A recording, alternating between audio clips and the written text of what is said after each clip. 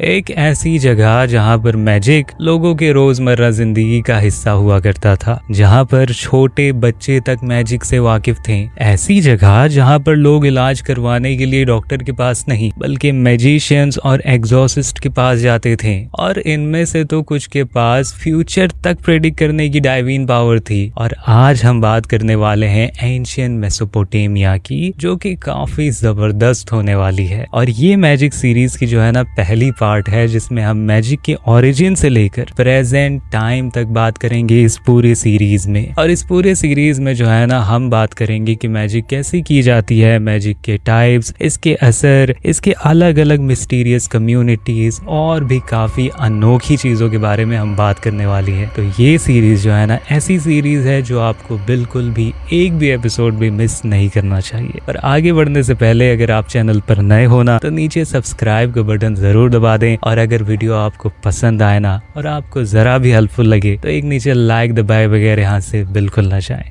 ठीक है, आगे बढ़ते हैं। अब हम एंशिएंट मेसोपोटामिया, ये जगह टाइग्रीज यूफ्रेट्स रिवर सिस्टम के अंदर है। प्रेजेंटली इसे इराक कहते हैं, और वहाँ के जो लोग थे ना वो सभी एक तरह के मैजिकल दुनिया में रहा करते थे। वहाँ के हर एक लोग जो थे मैजिक प्रैक्टिस किया करते थे, और जैसे कि सुमेरियंस, एसेरियंस और बेबेलियंस, ये सभी मैजिकल कम्युनिटीज जो थे ये एग्जॉर्सिस्ट से मदद लिया करते थे। एग्जॉर्सिस्ट यानी जो इविल स्पिरिट के स्पेशलिस्ट होते थे, दूसरे स्पिरिचुअल एंटिटीज से प्रोटेक्शन हासिल करने के लिए और फ्यूचर देखने के लिए। और सुमेरियंस लोगों के वक्त से लेकर अब तक जिन्होंने दुनिया की पहली सिटी बनाई थी, आज से तकरीबन 4000 BCE पहले, और उनके बाद बेबेलियंस ने 3000 साल बाद उनके। और यहाँ पर मेसोपोटामिया एक ऐसी जगह थी जहाँ पर मैजिक जो है ना ये एवरीडे लाइफ का हिस्सा हुआ करता था लोगों का। और कुछ ऑफिशियल गॉड्स के नीचे जैसे कि एसेरियन स्काई गॉड, एनलील और और द गॉड ऑफ विजडम, ये सभी जो है ना लेयर्स हैं डीमंस के। मेसोपोटामियंस जो है ना मानते थे कि ये लोगों को डीमंस से प्रोटेक्ट करते हैं। डीमंस जैसे कि लमत्सु, ये एक तरह का डीमन है जो प्रेग्नेंट वुमेन को परेशान करता है, और एक है नमतारू, ये एक तरह का बीमारी फैलाने वाला डीमन है जिससे बचाव करना उनके लिए बहुत ही जरूरी होता था। और उस वक्त नेचुरल फिनोमेना जैसे कि फ्लड और लाइटनिंग या फिर कोई एपिडेमिक डिजीज, इन्हें साइंटिफिकली समझा नहीं गया था, पर इसके बजाय वो मेसोपोटामिया में रहने वाले लोग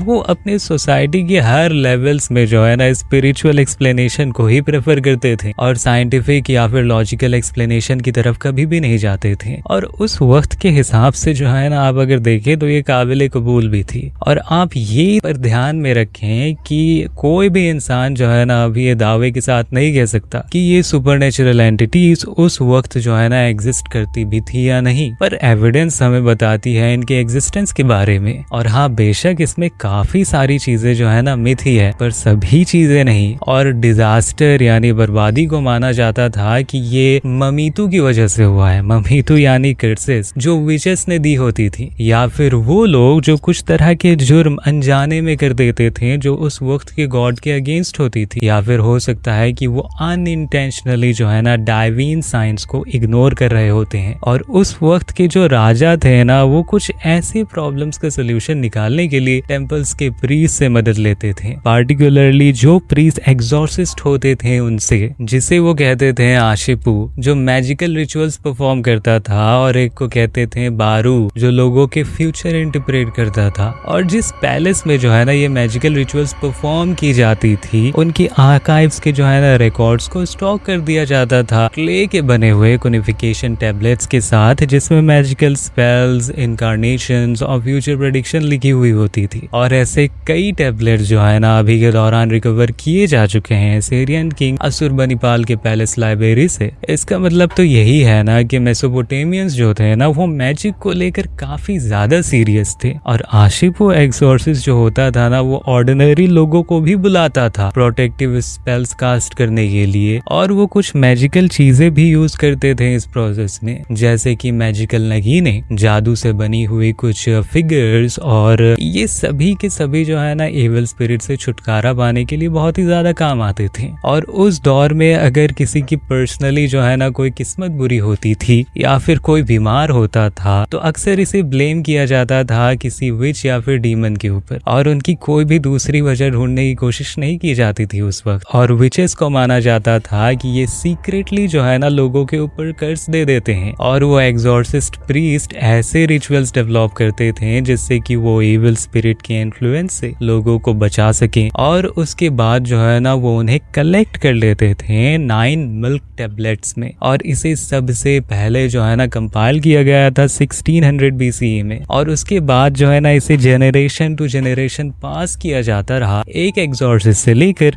दूसरे एग्जॉर्सिस्ट तक, और उसके बाद के कुछ हजार सालों तक ये किया जाता रहा। और इनमें से 8 टेबलेट्स में 100 मैजिकल स्पेल्स की इनकारनेशन की कलेक्शन थी जो उन एग्जॉर्सिस्ट को मदद करती थी आइडेंटिफाई करने में और इविल मैजिक को खत्म करने में। अगर किसी दूसरे मैजिशियन ने या फिर किसी दूसरे विश ने या फिर डीमन ने किसी इंसान में मैजिक किया होता था, और इनमें से जो सबसे आखिरी टेबलेट थी उसमें इंस्ट्रक्शंस लिखी हुई थी कुछ स्पेसिफिक तरह के रिचुअल्स को परफॉर्म करने की, जिससे कि इविल्स को खत्म किया जा सके, जिसमें इन्वॉल्व थे विच के कुछ फिगर्स को बनाना और उसके बाद उसे जलाना। अगर वो एग्जॉर्सिस्ट जो होता था वो आइडेंटिफाई कर लेता था कि इस बीमारी की वजह जो है ना कोई इंसान ने जादू किया है या फिर किसी विच या फिर किसी डीमन का साया उस पर पड़ा है, तो वो उसके मुताबिक ही उसी तरह से डॉल बनाया जाता था और कुछ रिचुअल्स और स्पेल्स पढ़े जाते थे उस पर और कुछ रिचुअल्स किए जाते थे और उसके बाद उसे जलाया जाता था। और मिरेकलसली कहा जाता है कि वो ठीक भी हो जाता था। और उस दौर में अक्सर एग्जॉर्सिस्ट को जो है ना डॉक्टर से भी बहुत ही ज्यादा अहम माना जाता था। उनमें से एक जो टेबलेट थी उसमें कुछ अलग तरह की स्पेल्स लिखी हुई थी हेल्थ के गॉडेस को बुलाने की, जिसका नेम है गुला, जिससे कि पेशेंट के अंदर जो इविल स्पिरिट समाया हुआ है वो निकल जाए, जिसकी वजह से वो मानते थे कि वो पेशेंट जो है ना बीमार हो रहा है और निकल जाने पर वो पेशेंट जो है ना मिरेकलसली ठीक भी हो जाता था। और एक है बारू, जिसे माना जाता था कि इसके पास जो है ना डाइविन पावर्स हैं फ्यूचर प्रेडिक्शंस की। वो ऑब्जर्व करते थे आसमान के सितारों में गर्दिश को और उनमें बदलाव को भी, जैसे कि ग्रहण का लगना यानी एक्लिप्स और सूरज के आगे कुछ जो है ना काले धब्बों का दिखना, जिसका मतलब वो समझते थे कि अगर ऐसा हो तो कोई ना कोई जो है ना शहर बर्बाद होने वाली है। और प्लेनेट वीनस की जो मूवमेंट है वो इरेगुलेट होना और बादलों की कंडीशन में हरकत का होना, अब वो इन सभी का जायजा लिया करते थे जो कि उनके प्रेडिक्शंस में फ्यूचर प्रेडिक्शंस में बहुत ही ज्यादा हेल्पफुल होती थी। और इनमें से सबसे अनयूजुअल जो प्रेडिक्शन ये थी जैसे कि जुड़वा जानवर पैदा होने की प्रेडिक्शन या फिर डिफेक्ट जानवर पैदा होने की, और किसी लाल रेड डॉग का यूरिन करना किसी आदमी पर। इसका मतलब समझा जाता था कि अगर ऐसा हो तो ये एक प्रेडिएटर है हैप्पीनेस का, मतलब उस आदमी की जिंदगी में खुशी आने वाली है बहुत ही जल्द। सुनने में काफी अजीब लग रहा होगा है ना, पर मानना पड़ेगा हमें कि वो ऐसे ही कुछ बिलीव रखते थे। पर यहाँ पर एक बहुत ही ज्यादा अहम बात मैं आपको बता देना चाहता हूँ कि यहाँ पर जो भी चीज हम पढ़ रहे हैं ना वो कुछ नई चीजें सीखने के लिए हम पढ़ रहे हैं और हमें इन्हें जज नहीं करना चाहिए, क्योंकि ये जो बातें हैं ना ये अनएम्बिगुअस हैं, ये ना ही सच है और ना ही झूठ है और इनके सच्चाई के बारे में हम सर्टेन नहीं है, पर इनसे जो है ना हम काफी गहरी चीजें सीख सकते हैं। खैर आगे बढ़ते हैं हम। और इनमें 5th से 7th सेंचुरी CE की ये जो एंशिएंट मेसोपोटामियन मैजिकल बाउल्स थे, इनमें जो है ना एरामिक लैंग्वेज में मैजिकल इनकारनेशन कंटेन थी और इस बाउल के जो है ना सेंटर में एक डीमन बना हुआ था। और इस तरह के जो बाउल्स को जो है ना अक्सर रूम के कॉर्नर्स में दफन किया जाता था प्रोटेक्शन के लिए इविल स्पिरिट से। मेसोपोटामियंस मानते थे कि उनके सेक्रेड ऑब्जेक्ट्स में कुछ तरह की जो है ना एनिमेट क्वालिटीज होती हैं और इनमें जो है ना बहुत सारे मैजिकल पावर्स होते थे, जैसे कि इविल स्पिरिट को दूर करने की या फिर कोई बीमार आदमी को ठीक करने की और गॉड से मदद लेने की भी। और मेसोपोटामियन रॉयल पैलेसेस जो है उन्हें ऐसे डिजाइन किया गया था कि वो लमत्सु नाम के एक स्टैचू से गार्ड किए हुए हैं। लमत्सु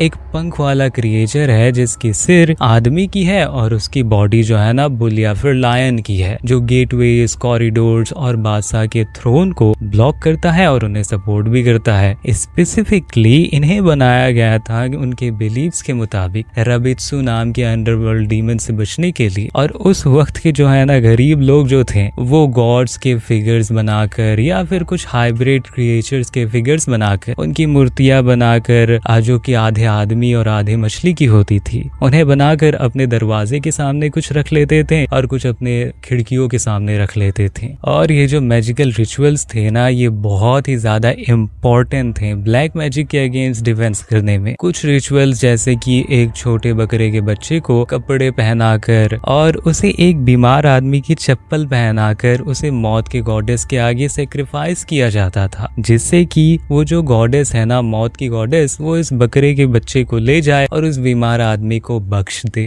तो ये थी आज की वीडियो और ये पहली पार्ट थी मैजिकल सीरीज की। तो इस सीरीज में जो है ना काफी इंटरेस्टिंग चीजें आपको पता चलने वाली है। आपको इसकी एक भी एपिसोड मिस नहीं करनी चाहिए। और ये वीडियो आपको कैसी लगी, अपने ख्यालात का इजहार जरूर से जरूर नीचे कमेंट बॉक्स में करें। और अगर आप कोई सजेशन देना चाहते हैं मुझे तो ज़रूर दें नीचे कमेंट बॉक्स। और अगर आप चाहते हैं कि मैं आपके मुताबिक कुछ वीडियोस बनाऊं तो आप नीचे कमेंट में बता सकते हैं, मैं ज़रूर कोशिश करूंगा। ठीक है, तो मिलते हैं अपनी अगली वीडियो में। तब तक के लिए अपना और अपनों का ख्याल रखिएगा। अल्लाह हाफिज़।